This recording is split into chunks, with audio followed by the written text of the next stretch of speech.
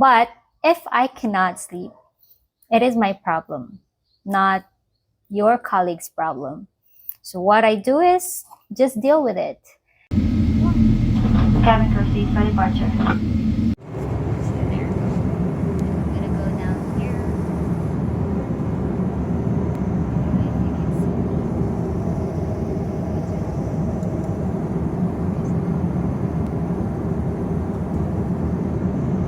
So there you go. I'm gonna go back.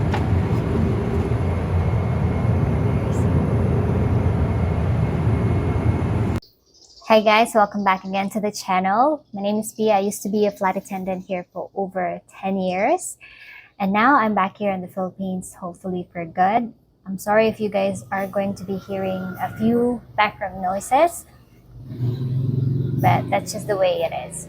Today, as promised, I will still be showing to you my flight attendant experiences.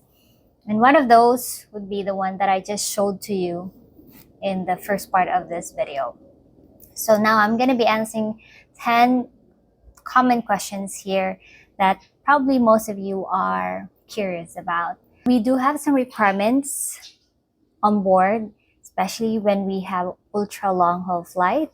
We really have to have a rest, and it's a mandatory, and we need to follow that no matter what.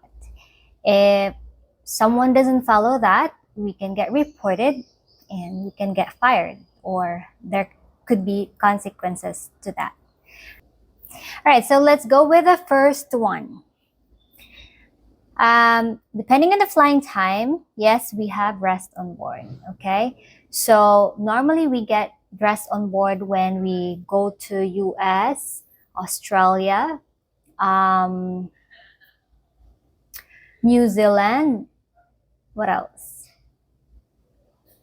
I think these three things, because the flying time normally is more than 11 hours. So anything more than 11 hours, we need to have minimum of 3 hours.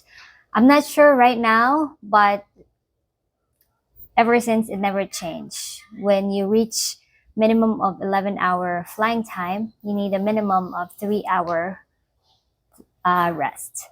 So yes, it depends on the flying time. Again, I'm not sure where you're coming from, which airline you work for. It depends on your origin and your destination. And it is the flying time.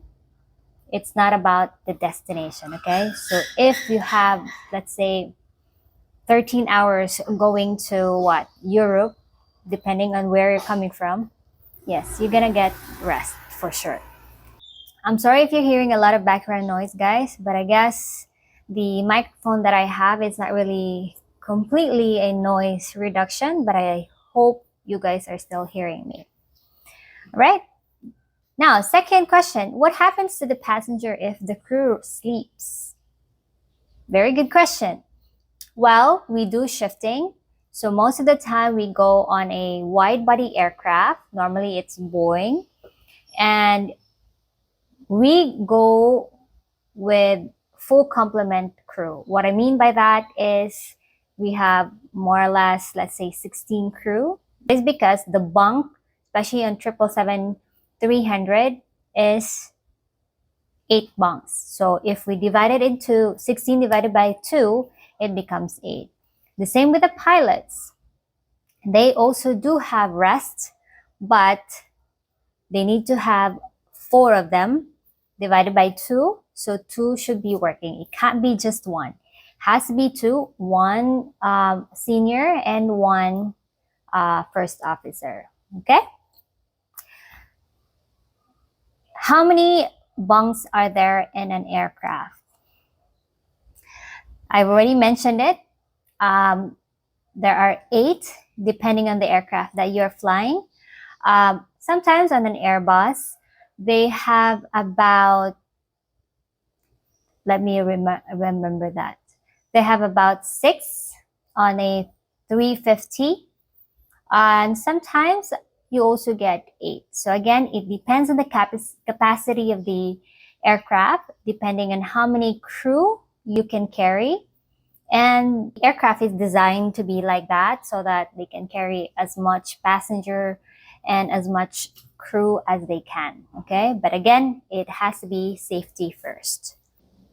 So the amenities that we have normally are the blanket. We used to have the economy blanket before, but crew are always complaining that, we are using the same thing as the passengers. So they changed it again to like our own business class blanket.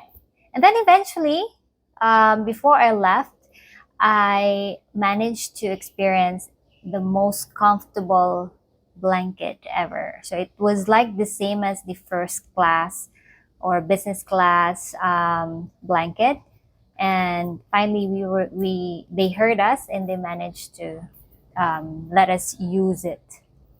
All right, and we also have pillows.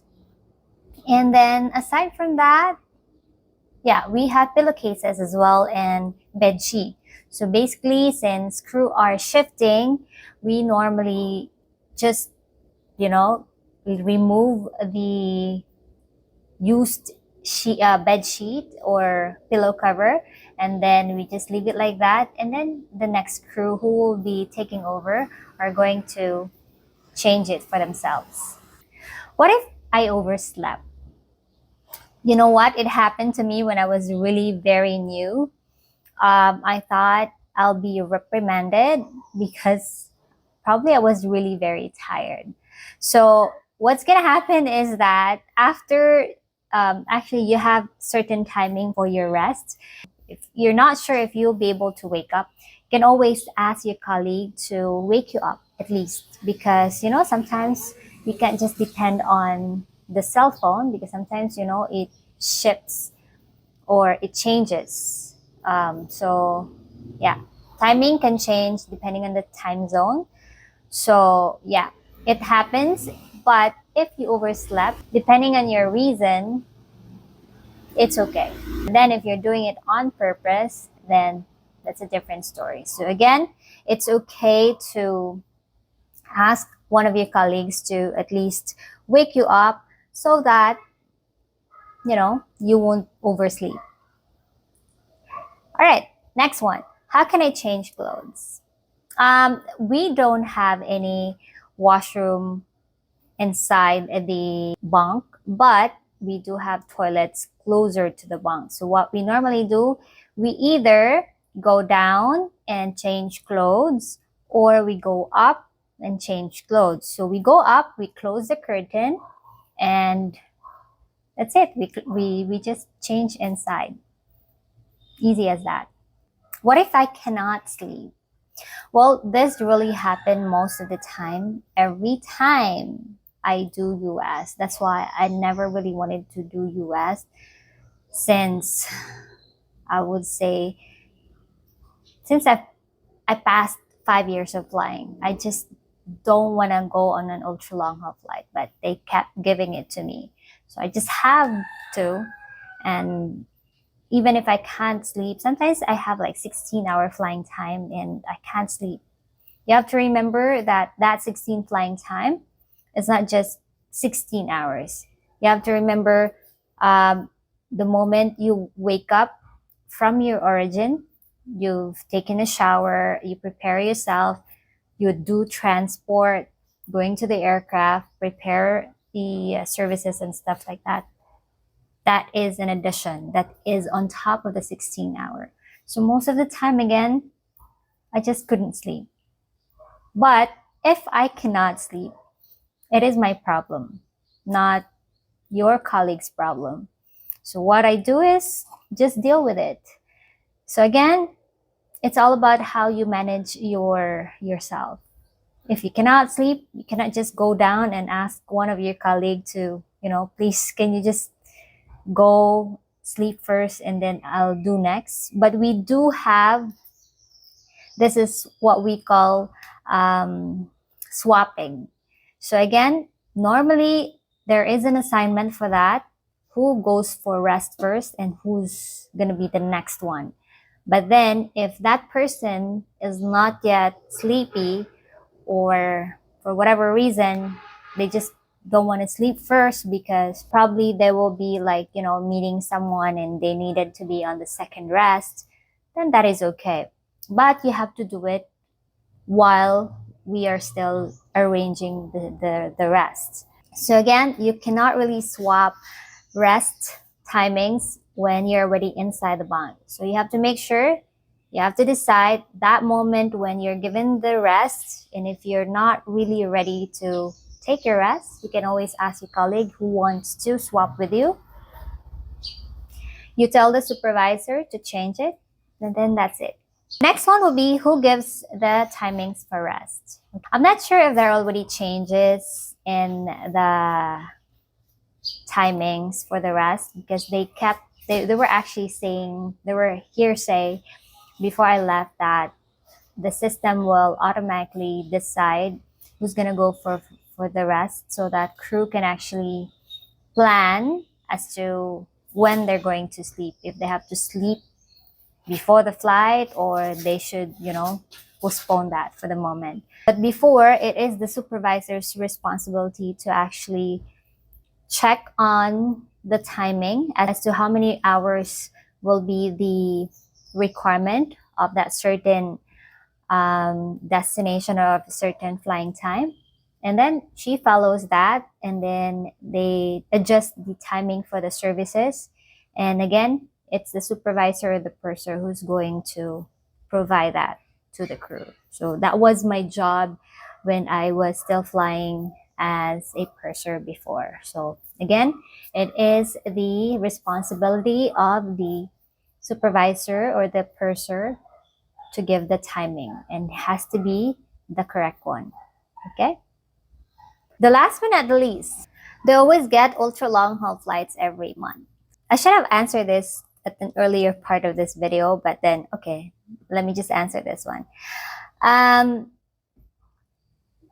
Yes, I always get ultra long haul flight every single month. Sometimes I get like 4 or 5 times every month, and it's too much actually for a supervisor because most of the time during that ultra long haul flight, there are a lot of things happening, like literally a lot.